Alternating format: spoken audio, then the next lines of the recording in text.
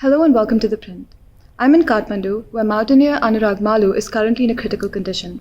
He went missing on 17th April and was miraculously found alive 3 days later on the 20th of April. His brother, Ashish Maloo, just held a press conference right here in this room. It's an impossible story. There were multiple rescue efforts, an avalanche, 5 Sherpas, and 2 foreigners involved. This is the story of Anurag Maloo's rescue. As you have attended this debriefing at a very short notice, we were unable to attend any calls that we were flooded with because we were very busy in locating and finding Anurag. That is why we were not able to give you any much updates and everything. So that is why we thought we can share a quick debriefing here, where your concerns will be addressed regarding his current health and his status right now. So, for those who do not know who is Anurag Maloo, I would just like to take a few minutes of yours to make you aware about who he is and what is his mission.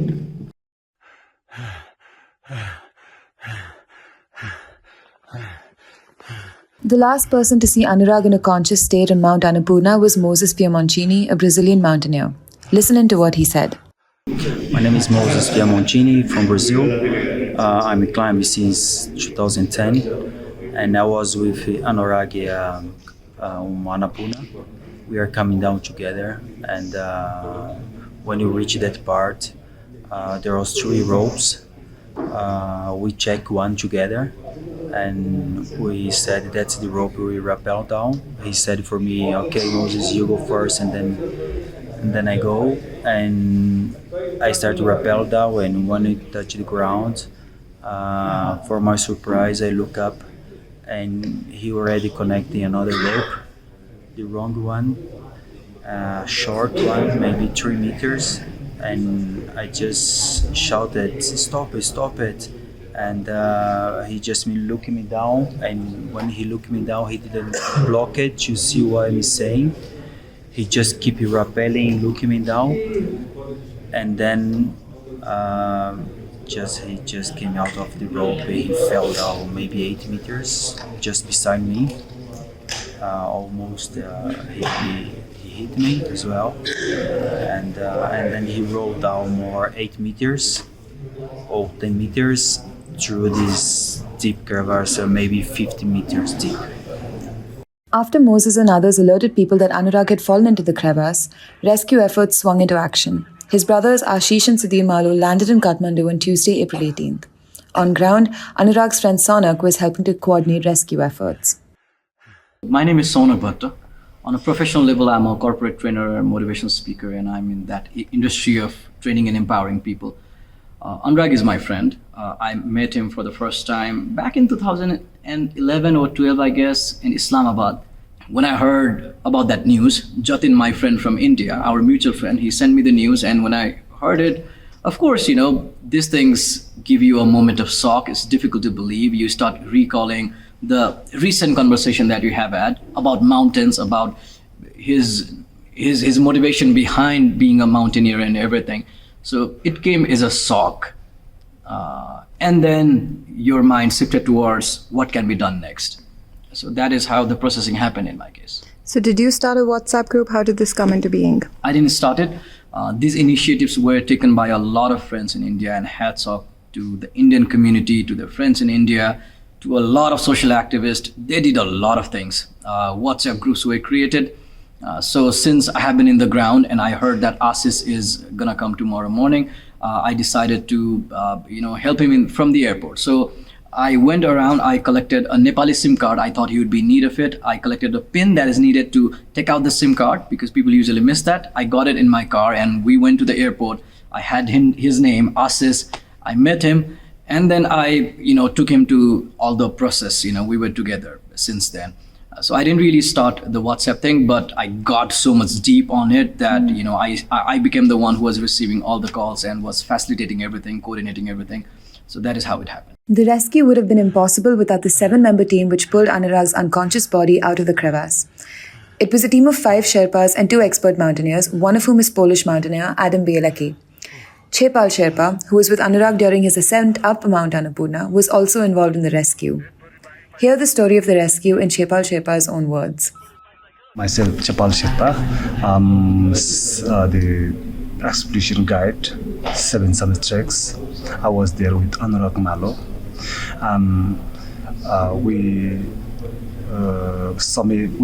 Our plan was 16 of April for summit push, and most of the members they made 16 from our team.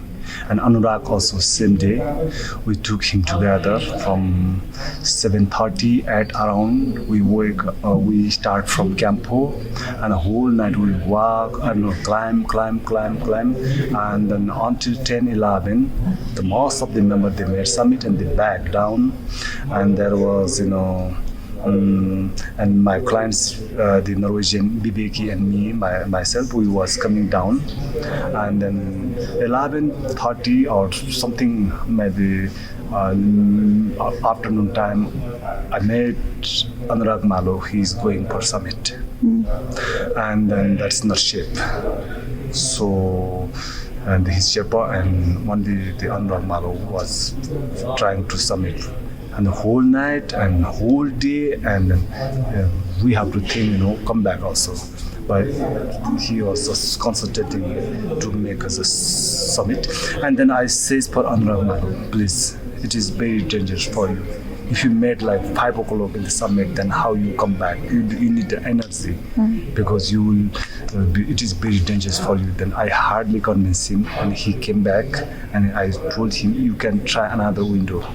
So then he came in Camp 4 and we slept together. Everything was okay, and we there was between Camp 4 and Camp 3 and Camp 2 there was the scary parts, which is called the Kulwar, Gully, whatever, and this is the most avalanche part.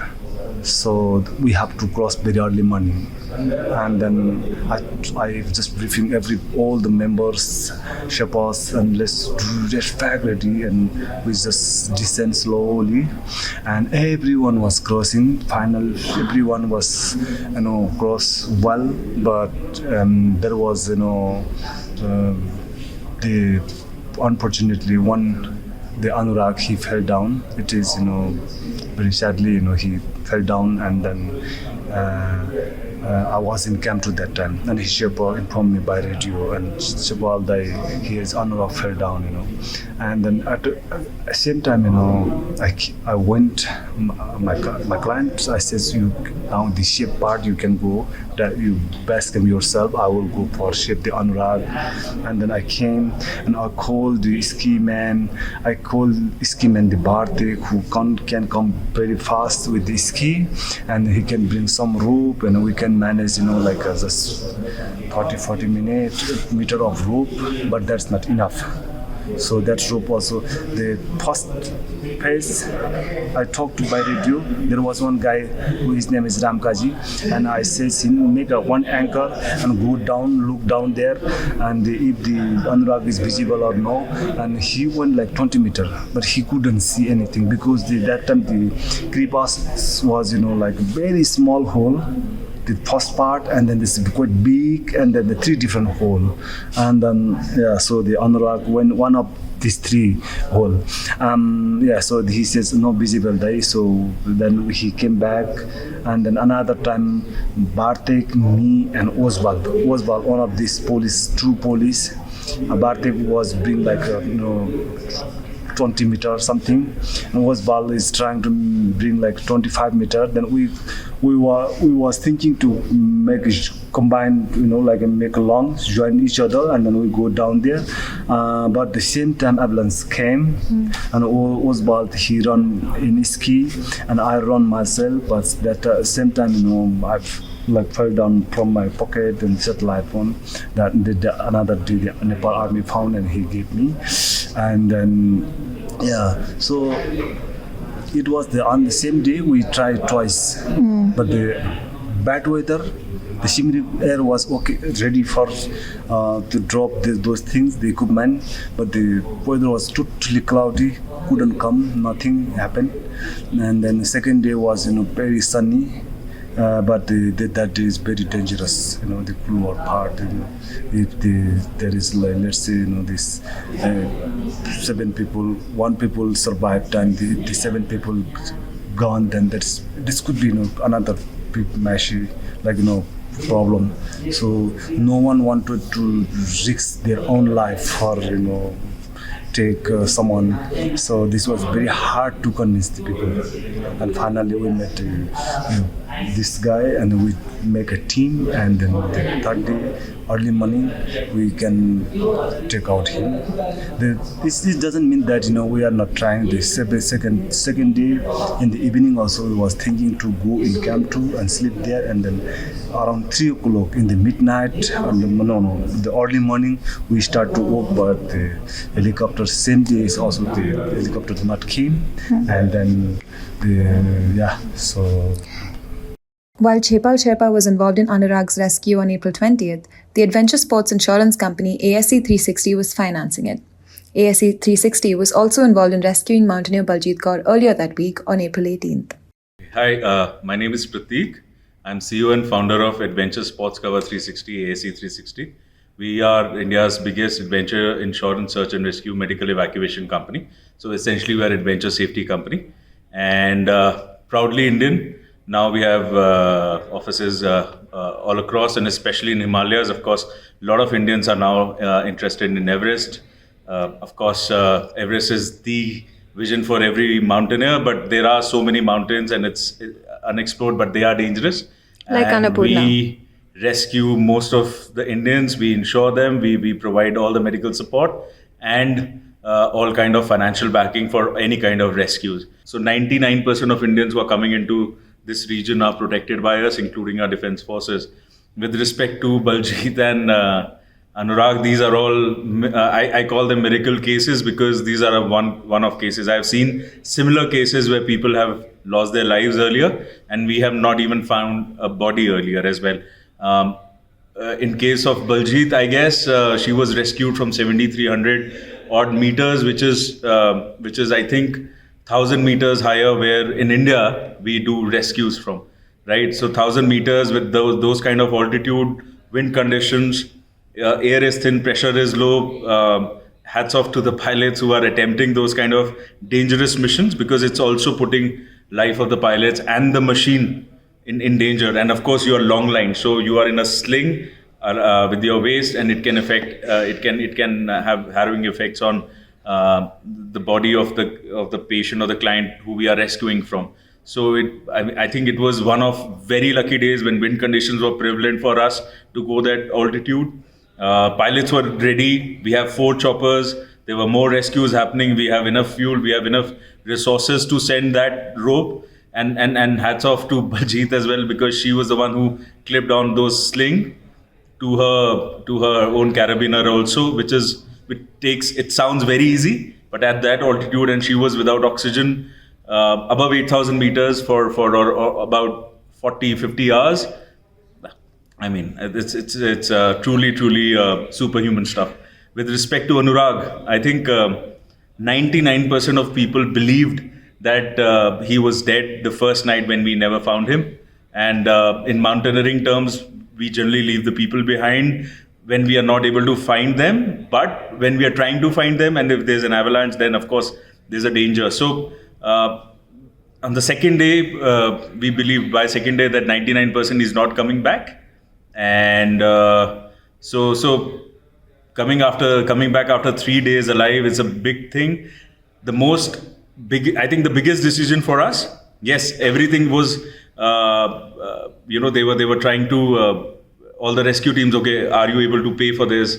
Do you have the funds for this? So we paid, there was an initial search and rescue fund, which we said okay to. And then later on, after that search and rescue fund was over, I think the family requested Indian Embassy also. So, and these are huge amounts. So what happened afterwards? The rescue team which was sent, the biggest decision was if they met with an avalanche or they were buried due to avalanche in that same spot, what will happen? because you are sending 7 live people for sake of body, because we believed at that time, most of us believed that there was a body to extract. We never imagined that there will be Anurag living actually, and he's actually responding to the torchlights and sensations of that. So it's 1 in a millionth case wherein we are able to extract him from that height. I think rescuers did that. It's a huge expense right now. Already for both of the, I think rescues, the bill is in hundreds of thousands of dollars, as well as the medical bill will be massive. So I think plan B is very important, as we say, and when you're going into this extreme, you have to have plan B and C, so that we guys are crazies as when we go into the mountains, but there are family members who we leave behind, and we should think about them as well. So thank you. And then, the mission which seemed near impossible was successful. The moment when I heard that his body has been found, how would you believe that? I didn't believe that. I didn't believe that because all the voices of the experts did not believe it would be possible. Therefore, I did not believe it either. But then, somebody sent me the video of Sudhir Bhai, where he said that the video has been found, and that was the moment, I went up, down, and whoa, you see, it is like, you've got that life for me, it is like, you have seen the impossible in front of you, and I was just alive for that moment. For me, it was like, this has happened, it is really like the best thing has happened in the world. For that moment, it felt something like that, truly, honestly. And then I went to the hotel to have further conversation, and that day was truly emotional. We were struggling to know how good is he, how well is he. He was taken to Manipal Hospital, and then he was brought to Medio City Hospital. We went to the hospital, and there we had 2 of the family members. Ashish was in Pokhara, Sudhir Bhai, his uncle, and me, myself. We were in Medio City Hospital, and some of the colleagues of the Indian community. And when the helicopter landed, we rushed towards the helicopter because we didn't know where the helicopter would be landing, right?